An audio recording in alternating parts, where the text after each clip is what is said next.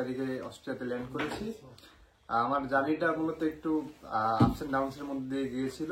প্রথমত হচ্ছে যে যেহেতু আমার প্রিভিয়াস স্টাডি ডিপ্লোমা ছিল, যে ডিপ্লোমা হচ্ছে যে মানে বিদেশে পড়তে গেলে এটা আসলে ওইরকম গ্রহণযোগ্য একটা ডিগ্রি না। হ্যালো, আসসালামু আলাইকুম গাইস, আশা করি সবাই আল্লাহর রহমতে ভালো আছেন। আজকে ভিডিও খুবই ইম্পর্টেন্ট একটা ভিডিও, কারণ আজকে এই ভিডিওতে জানতে পারবেন যে কিভাবে গ্যাপ নিয়ে অস্ট্রেলিয়াতে আসা যায়। তো ওর অনেক বছরের গ্যাপ ছিল, সো কিভাবে গ্যাপটা কভার করলো, প্লাস সে নিজের ডকুমেন্টস কিভাবে রেডি করছে, শুরু থেকে শেষ পর্যন্ত সে আজকে এক্সপ্লেন করবে। সাধারণত যে তার গ্যাপটা ছিল এটা হচ্ছে ইম্পর্টেন্ট বিষয়। তো আপনারা অনেকে আমাকে প্রশ্ন করেন যে গ্যাপটা কিভাবে কভার করা যায়, তো আজকে আমরা তার মুখ থেকে শুনবো। আর সেই অস্ট্রেলিয়া যখন অ্যাপ্লাই করবে তখন তার অনেক প্রোফাইলে একটু সমস্যা ছিল, কিন্তু সে অনেক ডিপ্রেশনের মধ্যে ছিল যে কি করবে না করবে। পরবর্তীতে সে নিজে অনেক রিসার্চ করলো, আবার আমাকে নক করলো, পরে আমি বললাম যে এইভাবে এইভাবে করো। সে পরে নিজের প্রসেসটায় সে নিজে অনেক রিসার্চ করার পরে লাস্ট পর্যন্ত সে আজকে আমার সাথে ভিডিও বানাচ্ছে আর কি। তো ওর নাম হচ্ছে সাইম। তো সাইম আজকে আমাদেরকে বলবে যে তার অস্ট্রেলিয়া আসা জার্নিটা শুরু থেকে শেষ পর্যন্ত কিভাবে আসলো বা কিভাবে কি করলো, তার মুখ থেকে আমরা শুনবো। তো সাইম, তোমার পরিচয় দিয়ে শুরু করে দাও। আমার নাম হচ্ছে সায়েম, আমি হচ্ছে advance diploma leading to bachelor in electrical প্রোগ্রামে RMIT ইউনিভার্সিটিতে হচ্ছে জুলাই সেশন 2025-এ এনরোল করেছি। এখন আমি গত 1 তারিখে অস্ট্রেলিয়াতে ল্যান্ড করেছি। আমার জার্নিটা মূলত একটু আপস এন্ড ডাউনস এর মধ্যে দিয়ে গিয়েছিল। প্রথমত হচ্ছে যে যেহেতু আমার প্রিভিয়াস স্টাডি ডিপ্লোমা ছিল, যে ডিপ্লোমা হচ্ছে যে মানে বিদেশে পড়তে গেলে এটা আসলে ওইরকম গ্রহণযোগ্য একটা ডিগ্রি না, সেক্ষেত্রে অনেক বাধার সম্মুখীন হইতে হয়। তারপরে আমার তো সেরকম একটা বিষয় ছিল, আর যেহেতু ডিপ্লোমার পরে আমি সেভাবে নিজেকে মানে প্রিপেয়ার করতে পারি নাই। আইএলটিএস অনেকদিন প্রিপারেশন নিয়েছি, দেন হচ্ছে যে একটা কান্ট্রিতে আমি অ্যাপ্লাই করছিলাম, বাট হচ্ছে অফার আসার পরে সেখানে মুভ করিনি, সেটার প্রসেসিং আর আগায়নি। পরে হচ্ছে যে অস্ট্রেলিয়ার জন্য প্রসেসিং শুরু করছিলাম। তো সেই ক্ষেত্রে সেখানে প্রসেসটা অনেক লেন্দি হয়ে গেছিল, অনেক সময় নিচ্ছিল বিষয়টা। তো অ্যাটলিস্ট এট দ্য লাস্ট পরে আমি হচ্ছে ফেব্রুয়ারিতে ডিসিশন নিয়ে যে আমি অস্ট্রেলিয়ার জন্য অ্যাপ্লাই করবো। তো সেই ক্ষেত্রে অলরেডি তখন আমার 1 বছরের একটা ইয়ার গ্যাপ চলে আসছে অলরেডি, যেহেতু আমার এক্সাম ডিপ্লোমা রেজাল্ট পাবলিশ হয়েছিল মার্চের 2024-এ। তো ফেব্রুয়ারির মানে অলমোস্ট হচ্ছে 1 বছরের একটা গ্যাপ চলে আসছিল। তারপরে হচ্ছে যখন আমি এজেন্সির সাথে কথা বলি, ওনারা আমাকে বিভিন্ন ইনফরমেশন দিল যেভাবে এই ইউনিভার্সিটিতে এই কোর্সে তুমি অ্যাপ্লাই করতে পারো। তখন হচ্ছে আব্দুল্লাহ ভাই ছিল, আব্দুল্লাহর সাথে আমি যোগাযোগ করলাম, ভাইয়ের সাথে আমাকে আগে থেকে পরিচয় ছিল। তো সেই সুবাদে উনি আমাকে RMIT-তে রেফার করলো যে RMIT ভালো ইউনিভার্সিটি, তুমি সেখানে দেখতে পারো কি অবস্থা। তো আমি রিসার্চ করলাম, রিসার্চ করার পর দেখলাম যে না, RMIT ওয়ার্ল্ড ওয়াইড এটা খুবই ওয়েল নোন একটা ইউনিভার্সিটি। আচ্ছা, RMIT-র জন্য আমি অ্যাপ্লাই করলাম এজেন্সির থ্রুতে। ওনাদের প্রসেসিং সবকিছু করছিল, সেক্ষেত্রে আনুষঙ্গিক অনেক কাজ থাকে, সেগুলো আমি নিজের মতো করে করতেছিলাম। ওনারা আমাকে দিক নির্দেশনা দিতেছিল যেভাবে করো, তো আমি করতেছিলাম, আর হচ্ছে যে প্রসেসিং এর দিকটা আগাচ্ছিল। পরে যখন আমি অফার লেটার পাই, অফার লেটার পেলাম, তারপর হচ্ছে যে অফার লেটার পাওয়ার কিছুদিনের মধ্যে আমি টিউশন ফিস পে করে দিলাম উইথ হেলথ ইন্স্যুরেন্স। তারপর ওনারা 2-1 দিনের মধ্যে আমাকে সিভি দিয়ে দিল।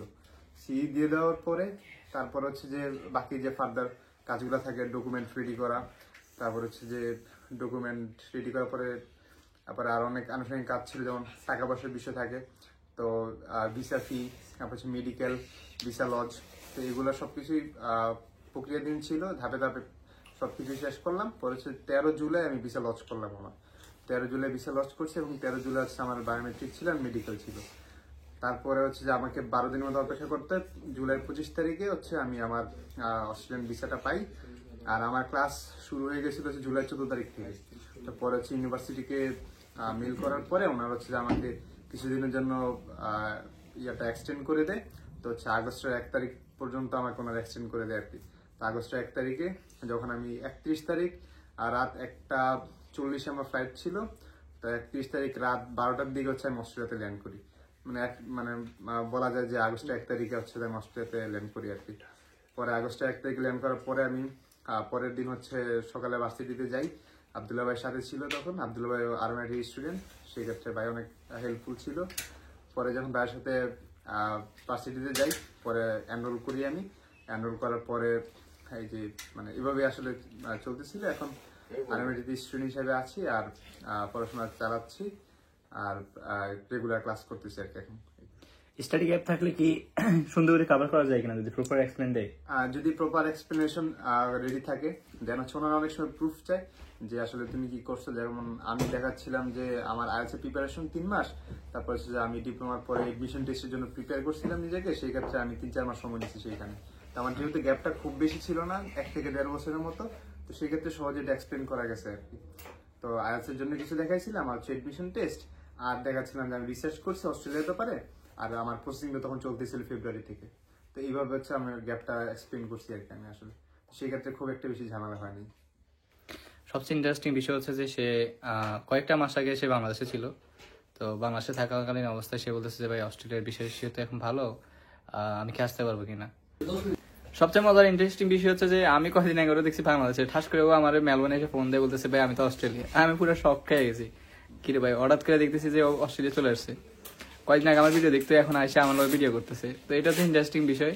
তো যারা হচ্ছে এখনো আইএলটিএস প্রিপারেশন নিচ্ছেন বা পিটি করতেছেন, তারা নেক্সট এগুলোতে আসতে পারেন, যেহেতু রেশিও এখন ভালো আছে বিষয় রেশিও। আর 2026 সালের পরে অস্ট্রেলিয়া তেমন স্টুডেন্ট নিবে না, বিকজ ওরা 2-3 বছর স্টুডেন্ট নাই, ওদের এটা রুলস।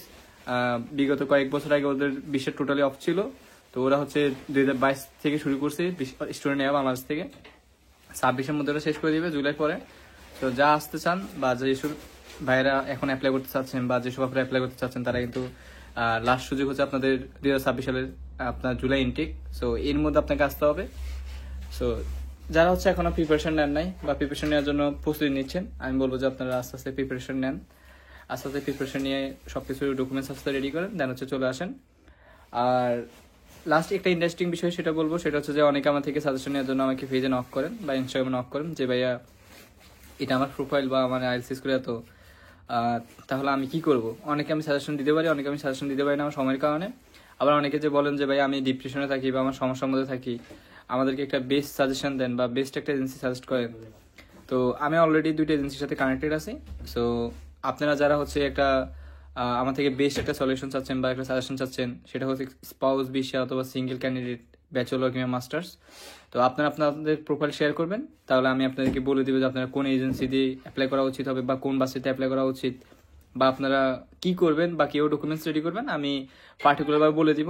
বাট আপনার যদি স্টাডি গ্যাপ বেশি হয়ে থাকে লাইক 3 ইয়ার্সের উপরে, তাইলে আপনার অস্ট্রেলিয়াতে ভিসার ইস্যুটা একটু রিস্ক থাকে, ভিসা হওয়াটা চান্স কম থাকে। বাট 2 থেকে 3 বছর থাকলে না, সমস্যা না, আপনি প্রপার এক্সপ্লেন দিতে পারবেন, ওইরকম থেকে প্রপার একটা ভ্যালিড রিজন আপনি দেখাতে হবে। তো সবাই ভালো থাকেন, দেখা হবে নেক্সট কোনো ভিডিওতে। আজকে এই পর্যন্ত, আল্লাহ হাফেজ, আসসালামু আলাইকুম।